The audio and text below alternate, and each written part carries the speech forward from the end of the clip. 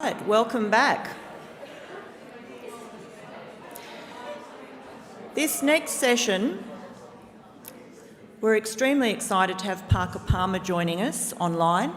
As the day progresses, we will have people who are presenting live in the room, people who are coming in online live, and also people who've got pre-recorded presentations. This session is on the courage to lead, and I'm actually really excited about this, very keen to listen to it. Now, we've got Rosalie Martin, who I'm going to introduce to you in a moment, who's going to be interviewing Parker Palmer, and I'll go through their bios. So Parker J. Palmer is the founder and senior partner at the Centre for Courage and Renewal. He's a world-renowned writer, speaker and activist who focuses on issues in education, community leadership, spirituality and social change. He has a PhD in sociology from the University of California at Berkeley, as well as 13 honorary doctorates. He's the author of 10 books, including several award-winning titles that have sold nearly 2 million copies and translated into 12 languages. In 1998, he was named one of the 30 most influential senior leaders in higher education and one of the key 10 agenda setters of the past decade. Since 2002, he's actually had an award given out in his name. So there's an annual Parker J. Palmer Courage to Teach and Courage to Lead Awards for directors of exemplary medical residency programs. In 2010, Palmer received the William Rainey Harper Award. That's Parker J. Palmer, and I'd also like to introduce to you Rosalie Martin. Rosalie is a clinical speech pathologist with 35 years of experience, around 20 of them at the helm of her Hobart-based practice, Speech Pathology Tasmania. She's also a criminologist and accredited facilitator with for the Centre of Courage and Renewal. Kindness in action, kindness in communication, and evidence-based service delivery are critical drivers of her work. In 2013, Rosalie founded the charity Chatter Matters, which is now called Connect 42, which brought literacy and parent-child attachment programs to inmates of Tasmania's Risdon Prison. For this work, she was awarded the 2017 Tasmanian Australian of the Year.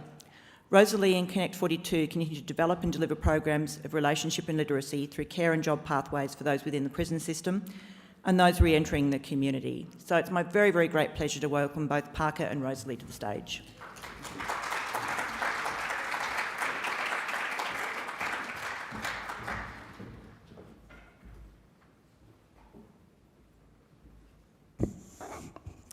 Thank you, Ros, and thank you, TLP, and it's wonderful to be here. And hello, Parker.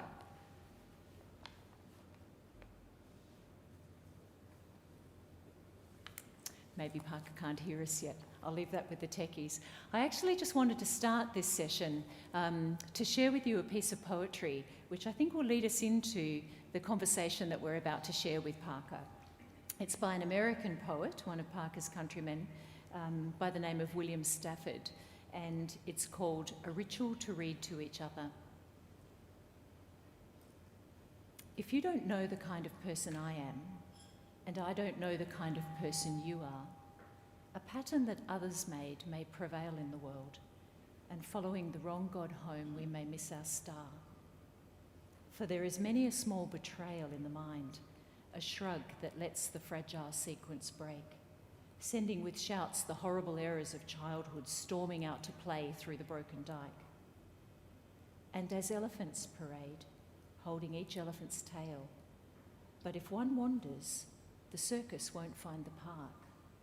I call it cruel, and maybe the root of all cruelty, to know what occurs, but not recognise the fact. And so I appeal to a voice, to something shadowy, a remote, important region in all who talk. Though we could fool each other, we should consider lest the parade of our mutual life get lost in the dark. For it is important that awake people be awake, or a breaking line may discourage them back to sleep. The signals we give, yes or no, or maybe, should be clear. The darkness around us is deep.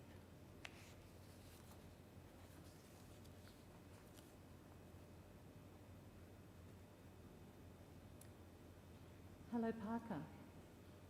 Hi, Rosie. Can you hear me? I can. Nice to hear your voice. Wonderful. I'm not sure if you've just heard what I've just read, A Ritual to Read to Each Other, to the group that's gathered with us, Parker. I did indeed. Thank you for reading that lovely poem. May I ask, can you see me? I can now, yes, yay. Nice. Okay, good. That's Thank lovely. you. Parker, welcome to Tasmania. It's a great privilege for us to have you here in our midst. Well, thank you so much. I've never been there physically, but Zoom does have its virtues. That's great. So I've been looking forward to this conversation for some time since Ange and I first got connected about the idea, and so we are delighted to have you here. And I'm particularly delighted, Parker, because it was in 2012 that I was doing the Tasmanian Leaders Program, and it was also in 2012 that I read my first Parker J. Palmer book, which was Courage to Teach.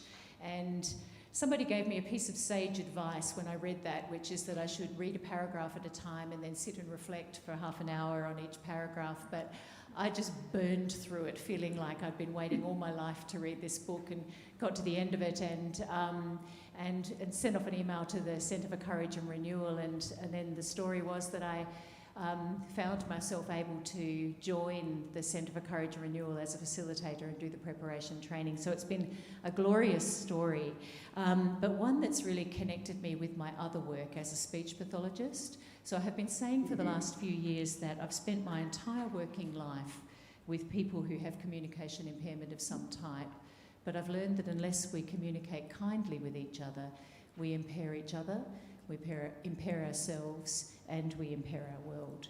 And I'm really mindful that you are an observer of the challenges that exist in communication and related to trust and kindness here. I'm thinking of as benevolence and the place of groundedness in oneself from which one can be benevolent. And so I just want to kick open the conversation by asking you, Parker, as a mindful observer of your country, of unfolding world events, the things that you see, the experience that you bring, the thoughts that you've pondered across many decades now. We'd love to hear your thoughts on trust and truthfulness about what is. Well, to use technical language, my country is a mess right now on all of those fronts. I don't want to lose anybody with the sociology, but it's a mess. And I think that it's become very, very clear to some Americans that William Stafford is right. It's wrong. It has disastrous consequences when we know something to be true, but we don't recognize that fact. Case in point would be structural racism in our country, which is very much at the fore right now. But of course, we have a president who is resisting that truth and insists to his followers that it isn't true. So the federal government, which has never been really high on our list of trustworthy institutions, is going even lower right now, and that's virtually every branch of our federal government. So many of us are looking at this coming election on November 3rd as a very critical moment in American history, where we have a chance to recognize some things that we haven't really recognized before, and to turn the ship of state, however much we can, in a better direction. I do think it's that William Stafford is right when he says the darkness around us is deep. My own assessment of what's been going on in this country for the last 4 years, and I have to say, it's not all the current president's fault, not by a long shot. The seeds of this have been deep in American soil for 240 years since our founding, and 100 years before that. But I think what's going on can fairly be called a kind of neo-fascism. If you just take one characteristic of a fascist state, which is when the leader identifies a problem. In our case, he began with immigration from, he began with economic issues that troubled many Americans, and rightly so, with the gross income inequality of this country. And then he did the second thing that a proto-fascist leader will do, which is to find a scapegoat for that problem rather than, biting the bullet economically and making a case for a redistribution of wealth. He decided to blame immigrants of many sorts, especially those from south of our border.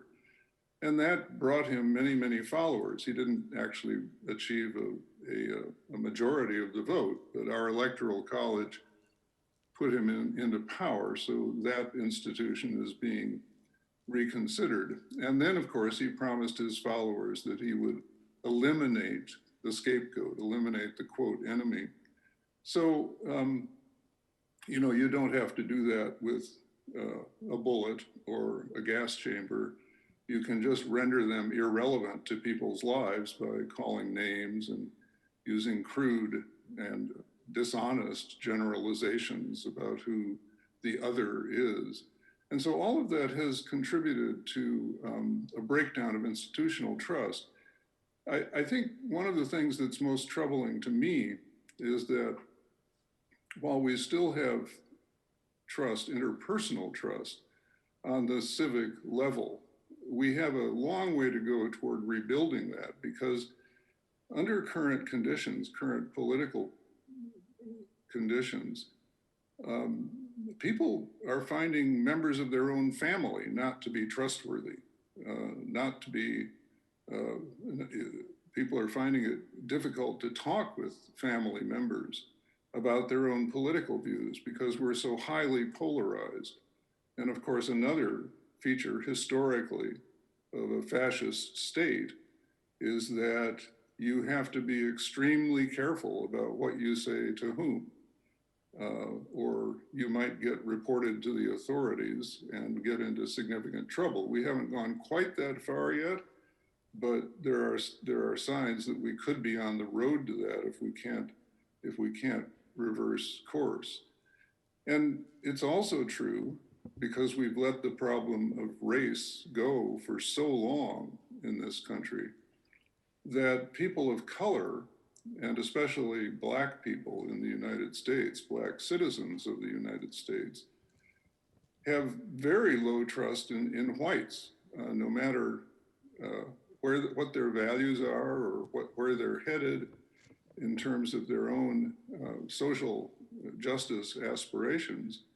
And the most common word that some of us hear when we attempt to have a dialogue with our Black brothers and sisters is, figure it out for yourself. You've had 240 years to do it, and we're tired of being asked to be your teachers about something that should be pretty obvious, namely that white privilege is a thing in this country, and that white supremacy is a thing too. I've argued for 4 years that it's a cop-out to equate white supremacy with people who wear hoods and burn crosses and lynch other folks. It takes much more subtle forms than that, including the white assumption that the white way is the normal way, the normative way, which then plants seeds for larger and more vicious forms of white supremacy. So, I think I can put a little flesh on the bones of saying we're a mess.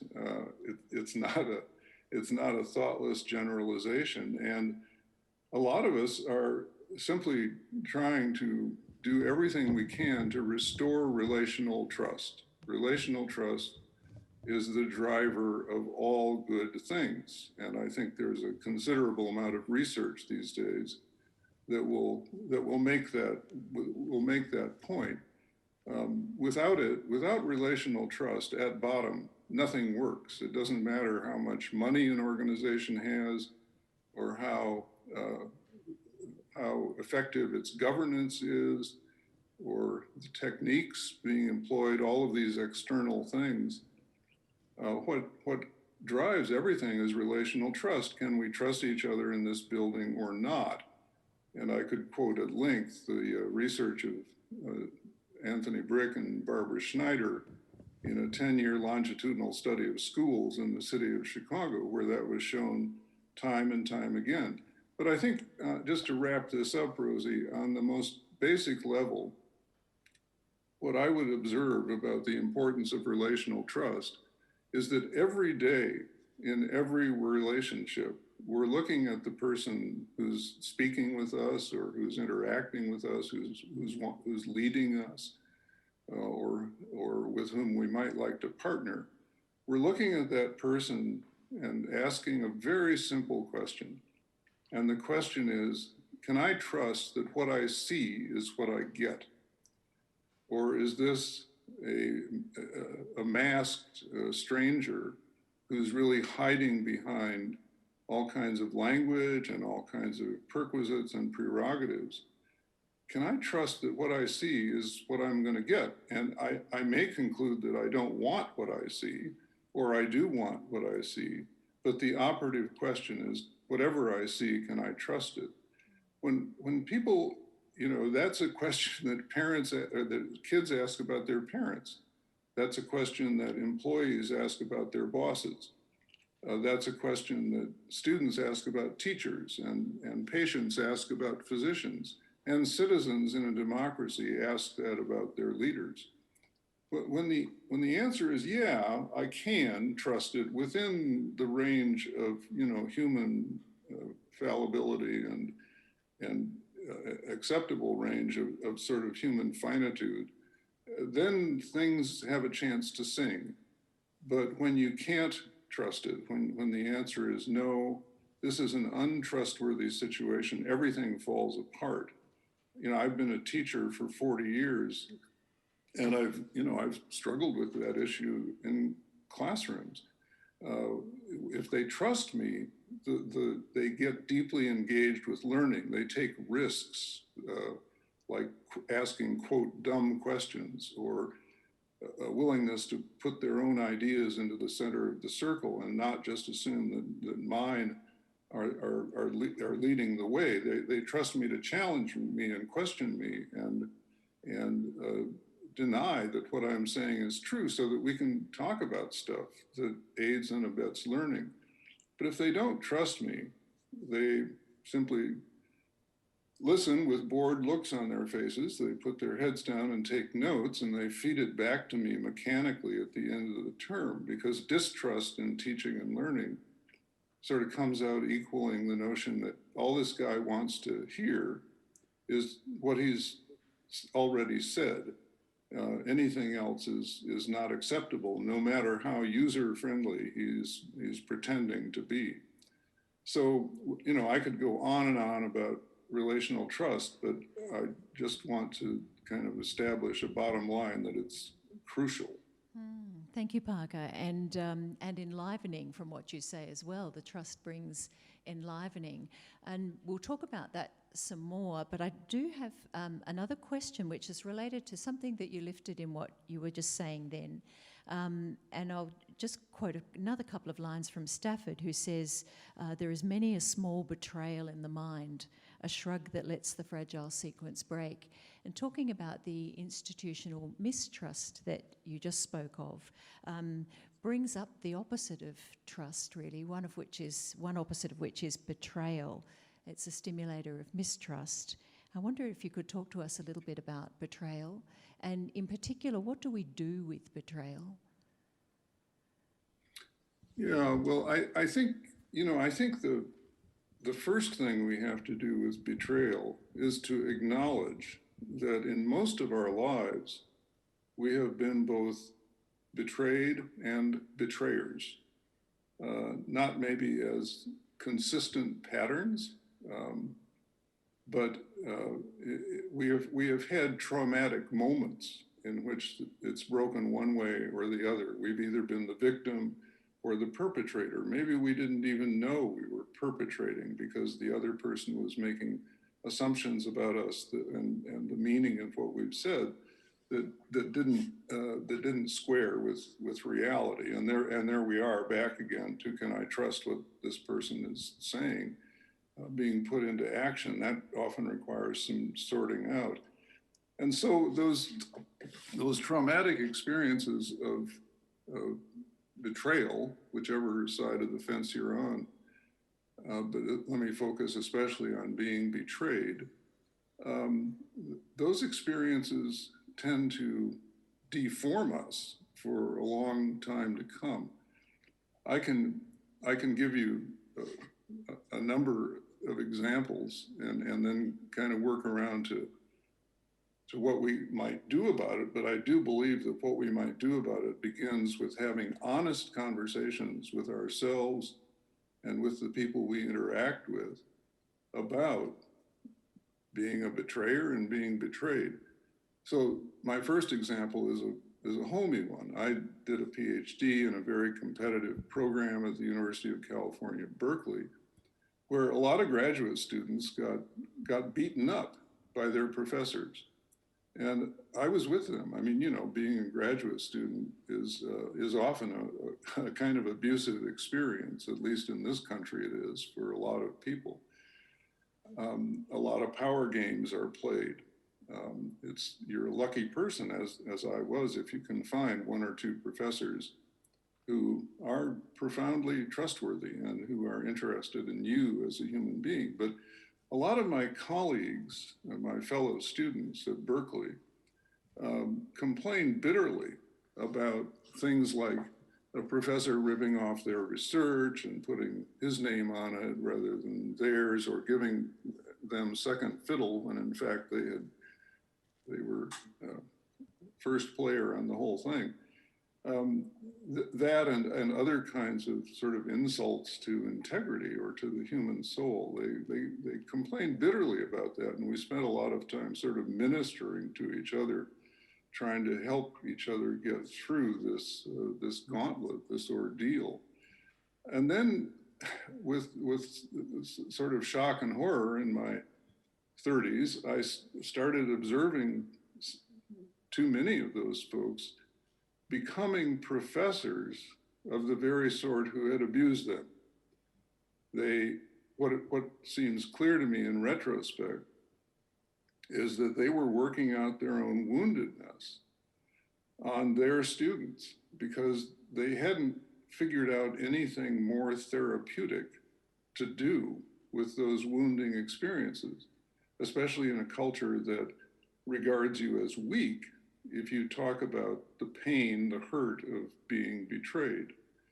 And so opening up that culture is absolutely critical, because the unattended wound results in some really nasty stuff. One of the formulations I've lived by in the last couple of decades is that violence, interpersonal or physical or any kind, violence is what happens when we don't know what else to do with our suffering. Violence is what happens when we don't know what else to do with our suffering. And there's a tremendous amount of human dynamic involving people who have suffered and didn't know what else to do with it except cast a ballot for an essentially violent person, or participate in violence in other ways. So it's a big problem, and I'll cite one more example because this is a book that I think points towards some practical steps that might be of interest to the kinds of leaders who are in your audience. I have a friend named Jerry Colonna. He lives now in Boulder, Colorado, and he's written a book called Reboot, Leadership and the Art of Growing Up. And I think it's a really interesting subtitle because the problem that my grad student friends had, you know, those who went over to the dark side, was that they never grew up, in my estimation, didn't learn more creative ways to use their suffering than to work it out on other people. Jerry's history is really interesting. Perhaps again to your audience, he was a high-flying, very successful venture capitalist in New York City, did very, very well at that, and then in his 40s fell into depression because of the life he'd been living. his inattention to the things that nourish our souls, his focus on money, and his 24/7 habitation of a very high pressure work environment. In this country, at least, startups fail about 95% of the time, if not more. And the folks who lead them are often going through very deep and dangerous internal struggles. So Jerry Colonna, as he worked through his own depression, started looking around and seeing that in the time when this was happening, which wasn't all that long ago, 10 to 15 years ago, there was a spate of suicides among young startup CEOs in the United States. And Jerry figured he knew a lot about their life and their lives, and knew something about a path forward. And so he established a coaching practice that's called Reboot. You can find it on the web, as you can find his book, Reboot, Leadership and the Art of Growing Up, and has worked very effectively with lots and lots of folks from the startup world and pretty tough-minded business leaders of various sorts, and has been credited with, saving more than a few lives, and I don't think that's hyperbole. So what Jerry does is to, I suppose, in a way, the quick, easy, and somewhat distorting analogy is he does a kind of version of a 12-step program for people who are in recovery from the sort of abuse that some leaders experience and settle for as their fate until it gets, to a question of living or dying. He does it in groups as well as individual consultation, and he does it through strategies that he's outlined in his book, Reboot. So I'll just go back, Rosie, to ground zero with this and say that I think the very first thing towards practical steps, which turn out to be not rocket science, I think, but the big breakthrough we have to make is that it's not only okay to talk about these shadow side things in life, to not only know about them, but to recognize what we know and to be open with each other about them. That's not only okay, it's life-giving and even life-saving. When we do that, it requires good facilitation in a group. It requires establishing an atmosphere of trust. There's that word again. As you know, Rosie, from the work that you and I both do with the Center for Courage and Renewal, we talk a lot about creating safe space for the human soul to tell its truth. And every time we pull together, for example, a circle of physicians, even surgeons, who are pretty tough birds, they are always astonished at what can happen in a circle where there are ground rules that help people tell their truth without fear of the things that normally happen when someone tells the truth in our culture. One of our ground rules, as you know very well, Rosie, is that whatever anyone says, there shall be no fixing, no saving, no advising, and no correcting each other. Because that's not what a suffering soul wants. They don't want a quick fix. They know there isn't one. They don't want to be saved. They don't want to be set straight or advised. What they want is to be heard at a deep level. They want more than 30 seconds of attention and then a list of why don't you try this and why don't you try that. They want a sense of other people being present to them, and they want an opportunity to be present to others themselves. I won't go into all the detail here, but I sometimes liken this experience at its deepest levels to sitting at the bedside of a dying person, which an experience that some of us have had. when you're there, you're not thinking about how can I fix this, for a very simple reason. There's no fix. Nor are you, playing a game on your device or walking over to the window and staring out and whistling a tune. You're paying attention to that person. You're giving focus. And I think in the process, you're conveying some kind of subliminal message that, I'm not afraid of you. I'm not afraid of the situation you're in. I know I will be there myself someday. It's part of the human experience. And my presence here is an encouragement to you to believe that you have the inner resources to take this journey, the ultimate journey, the final journey. That's what, as I like to say, we're all dying all the time anyway. So why do we wait for the last 5 minutes to give each other that quality of attention? I think these are some of the things that come to me. I guess I wrote about them in a book called A Hidden Wholeness, that have to do with how we deal with trauma, betrayal, and other traumas as well, how we get into a situation with each other where we can tell the souls or the soulful truth.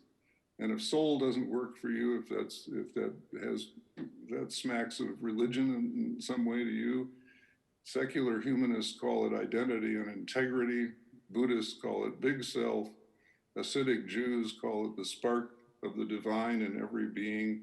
It has lots of names because no one knows its true name. It's a mystery.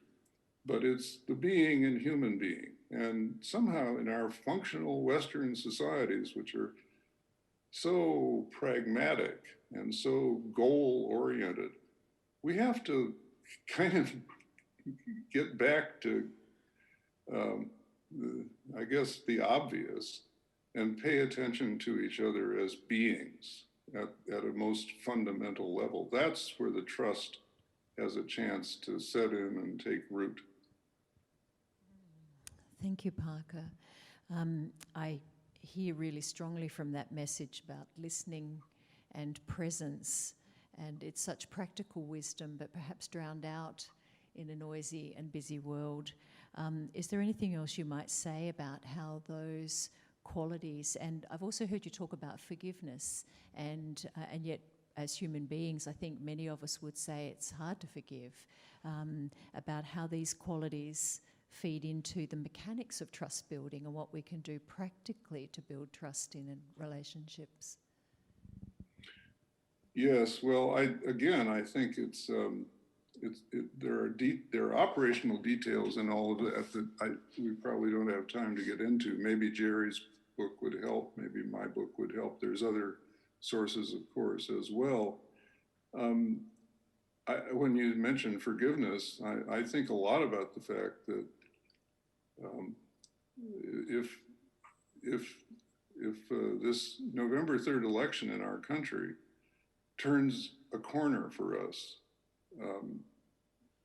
if it doesn't, I think we're in really deep oatmeal, as we Quakers would say. If it turns a corner for us, a lot of Americans are going to have a lot of forgiving to do. And how you operationalize that is first by creating safe spaces for honest dialogue. I have a friend named Joan Blades, who is the co-founder of an organization in this country. I don't know if it's known in your part of the world. It's called moveon.org. And it was established as a bipartisan organization, but it quickly became a bearer of liberal and progressive causes. About 10 years ago, realizing the unweaving of our civil fabric, she established an organization called Living Room Conversations, which brings people from opposing sides of an issue together, literally in a living room setting, with a few simple protocols that are a lot like what we, Rosie, call circles of trust. in the work that you and I do. And this thing has spread like wildfire, and there have been some amazing dialogues established.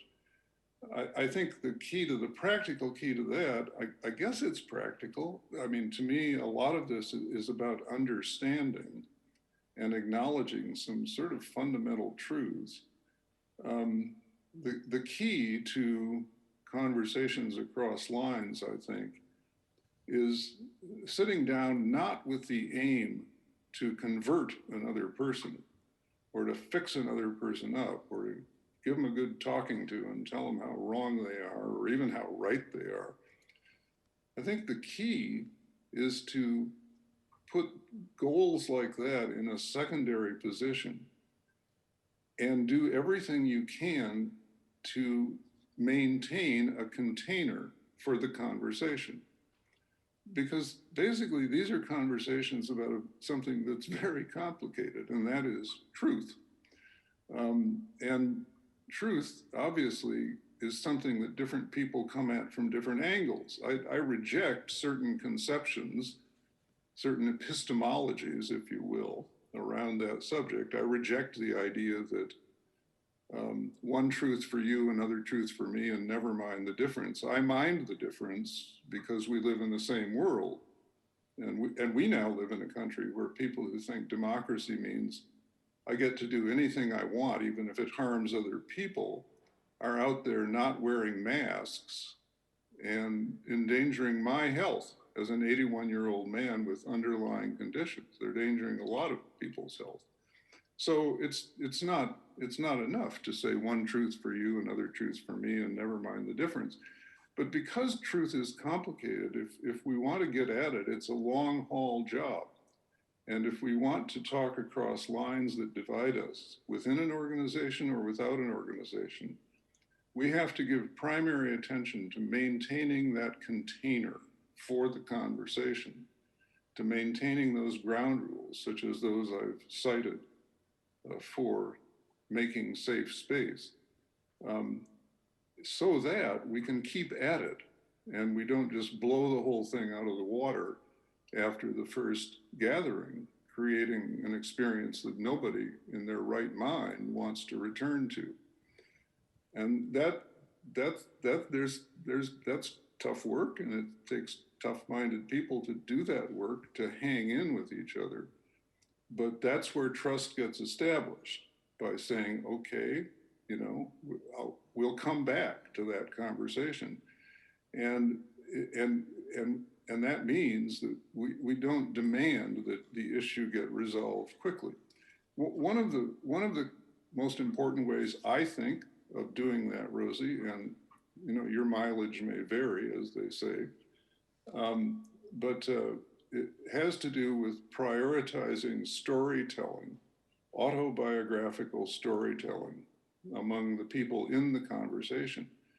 And this can be done in short form in work settings where you don't have all day to tell each other's stories, or it can be done in longer form.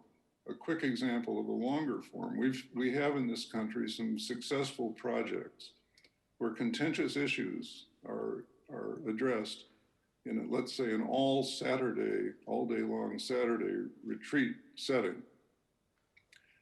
The ground rule in these retreats is very simple. Whatever the topic is, let's take abortion for an example. Whatever the topic is, nobody is allowed to announce at the beginning of the retreat what their position on that issue is.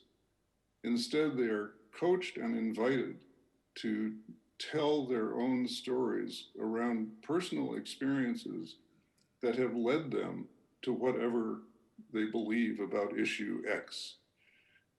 And by the end of the day, when they are able, when this is well done, by the end of the day, when they have an opportunity to speak to each other about their positions, amazing things tend to happen. People who have essentially the same story discover that they've come to two different conclusions. Just to take one example, because that happens, doesn't it? A lot. two different people filtering the same kind of experience through different filters and coming out in a different place. So another thing that happens is people simply get fascinated with each other's stories, moved by each other's stories, touched by each other's stories. The goal is not to change each other's minds, but to create a container in which people kind of reclaim the basic human thing, as an American poet has said, are we not of interest to each other?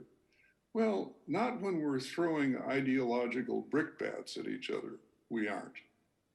But when we're sharing experience that points us towards the common ground of being human and struggling with really difficult issues in our lives, then we are of great interest to each other. We learn directly and indirectly from each other. So that can happen. And a quick elaboration on what I said about doing it in a work setting. I've worked with corporations, for example, or large staffs where they have staff meetings. Of course, they have staff meetings. And it's possible to start a staff meeting of, let's say, 8 or 10 people in one of the subunits of this corporation by saying, before we get into today's agenda, let's go around the table, each take just a couple minutes to answer a simple autobiographical question, and it has to be a non-threatening question. Tell us about the first dollar you ever made. Tell us about an important elder in your life and why that person was important. You get the drift. There are all kinds of ways to put out non-threatening questions that yield brief answers. And if you do that week after week in a corporation, people get to know each other's stories to a much greater extent than we normally do. People, I know many people, it's happened to me, where we've worked alongside folks for a decade and we know more about them and their lives at the end of that decade than we did when we started, because everything is about bottom line. But the real bottom line is people and how much they trust each other. And the fact that if you give them $10 million to get a goal done and they don't, to achieve a goal, and they don't trust each other, they're going to spend the next year or 2 or 3 arguing over who gets the bigger slice of that pie, not using that money in service of the goal. Thank you, Parker. I really value this picture that you've painted of a container to have a conversation and to keep at it. And the keeping at it is obviously so critical. And it reminds me of the concept that you have written about and that I've heard you talk about, of the tragic gap. And I would like to ask you about that concept, but I'm also aware that we've only got maybe about 7 minutes. And I also want to invite the audience to be able to offer some questions. So perhaps briefly on the tragic gap while someone's coming to the microphone, and also just to give you a little bit of a heads up on our timings. Yeah, sure. Well, you can't get out of the tragic gap in 7 minutes, so I'll try to be brief, but people will have to read about it. So it's this notion that if you want to hang in with anything, you have to keep taking step after step in a tragic gap, by which I mean a gap between the harsh realities that are around us and what we know to be possible from real life experience. And we can't fall out on either side of that, fall into the harsh realities, and you get what I call corrosive cynicism. Go the other way into what's possible, you get irrelevant idealism. They sound opposite, but both function to take us out of the tragic gap where the work is done step by step by step going forward. And bottom line here for me, Rosie, as you know, is that I think critical to standing and acting in the tragic gap is putting our emphasis on results and productivity in second place, not dumping it. But if our aim has anything to do with stuff like love, truth, and justice, we will die without having seen the goal of that work. Anybody who has a dream is not going to see the dream realized. Martin Luther King Jr. didn't, none of us will either. Instead, we have to, I think, find a new metric by which to measure ourselves. And for me, the metric is faithfulness. And I don't mean anything high flying about that. I mean faithfulness to our own gifts, faithfulness to the needs of the world as we see them around us, and faithfulness to those points where our gifts can intersect those needs in some helpful way. And I think at the end of the day, I'm not going to be asking how many books did I sell, how much money did I make. I think I'm going to be asking, was I faithful to the best of my abilities, given all my limitations, to that place of intersection where my gifts attempted to meet some of the world's needs. Thank you, Parker. Are there any questions from the audience or from those online?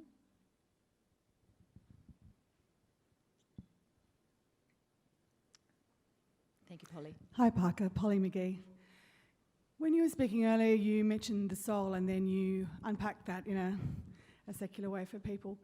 What's your belief on the importance of faith and spirituality to trust in the world we find ourselves in now? Thank you, Polly. Well, I think it has a critical role, but I also think that we have to be very careful about how we define spirituality. I'll just work with that word. My operating definition of spirituality is this. Spirituality is any way a person has of responding to the eternal human yearning to be connected with something larger than your own ego. So spirituality is any way you have of answering the human yearning to be connected with something larger than your own ego. When you're just connected with your own ego, it's a lonely place, it's an unlivable place. And so people are always reaching out to get connected with something larger.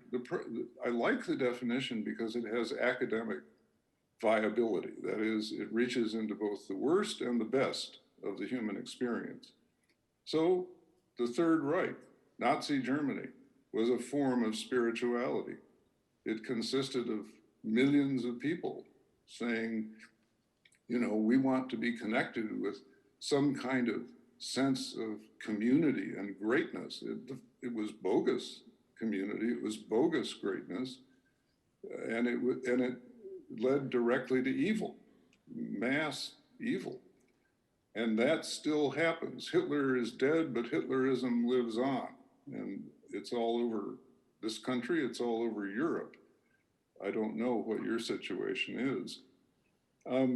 It's at the other end of the continuum, obviously that desire to be connected with something larger than yourself has led to nobility, human nobility.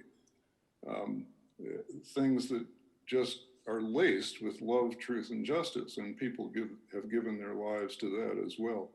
So I think there is always an implicit spirituality in what we're doing if you understand it through that lens. It's what happens in gangs, and it's what happened, you know, with Mother Teresa. And so we ought to be admitting the study of religion to all of our schools, or the study of spirituality, because this is a force field in which we can help young people make discerning decisions. It's not about, you know, proselytizing them. It's about helping them understand the force field and make discerning personal decisions about it. Thank you. We have another question, I think, Parker. Thanks, Parker. It's Angela here, and it's a question from Tim Moss, who's attending online. He's Dean at one of the Australian universities. Parker, he asks, you've talked about the mess that the US is in at the moment. In that context, what continues to nourish you, and how do you maintain hope for the future? Well, I think thank you, both of you, Angela and Tim. I think at bottom, I'm just an ornery old man who refuses to throw in the towel. And that kind of gets me up every morning, like the question of how can I be an angry Quaker today? You know, in my latest book called On the Brink of Everything, I have a chapter that is titled "What's an Angry Quaker to Do?" And what's important to me is to recognize anger, my anger at what's going on in my society as a source of energy, and not let it turn back on me in all kinds of noxious, toxic ways, but to ride that energy towards something worth going toward.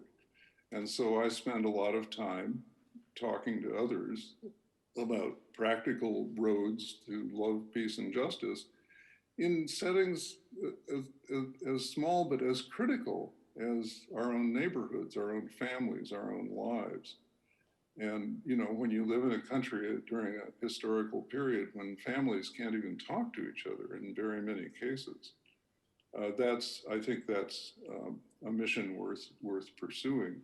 So for me, keeping things human scale, in terms of practical stuff I do, I read a lot of poetry. I read William Stafford and Mary Oliver, and I walk in the woods, and you know, spend a lot of time in the great outdoors, because that's a place where you get perspective if you take time to pause and listen and realize that this is a pretty big universe.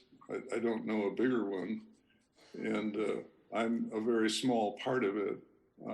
And my concerns are transient, but that doesn't mean that I am given a pass on taking them seriously. So in my new book, I also write about this balance between gravitas and levitas, which I think is a very important one, like to take things seriously, but as Chesterton said, angels fly because they take themselves lightly. And that's a sense in which I'd like to be an angel someday. Thank you, Parker. I misjudged the time, and we've actually got a few more minutes than I thought. We also have Maggie Jenkin at the microphone with a question. Thank you, Rosie. Thank you so much. I'm really interested in the language which is used in this space, and so often we hear people in the media, politicians, talking about doing the right thing. And I'm wondering if that's sometimes a bit divisive when the rights and the ethics behind that aren't always shared by everyone, and what your views are on that. Yeah, I am interested always in using language to build bridges rather than build walls. So I share the heart of that concern. On the other hand, I think lines get crossed sometimes, and silence is not an option for me, since that's maybe the only, quote, language that's socially acceptable in that space.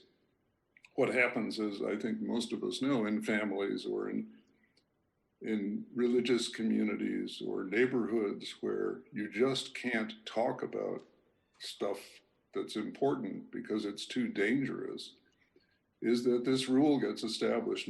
We're not going to talk about religion and spirituality. We're not going to talk about politics. We're going to stick to the weather and so forth. Well, you know, I was born in 1939, so I have young, very young memories of World War II and my family's involvement in that. And I kind of grew up breathing the air that said, if Hitler pops up, you don't stay silent, no matter what the risks. Now, it's a discernment as to whether Hitler has popped up. But in our case, I will simply, if it's a confession, I freely confess.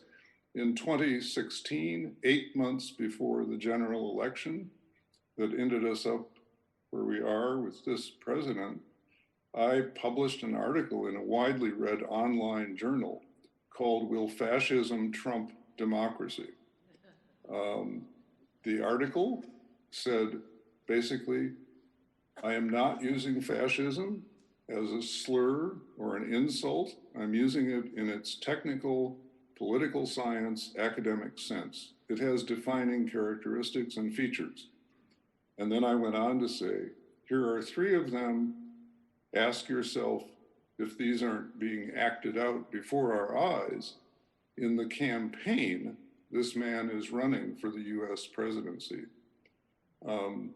So for me, that kind of speech, in some religious traditions, they make a distinction between pastoral speech and prophetic speech. I think pastoral speech often serves well to build bridges between people, but if there is a moment when prophetic speech is needed, my own view is, woe be unto me if I can't speak that word once I see, as William Stafford said, once I see something with that kind of clarity, I feel a need to say it. I'll try to say it as, in a way that is as communicative as possible, which is why I wanted to make a distinction in that article that I referred to between an insult and a slur. I'm not saying, hey, you're a fascist.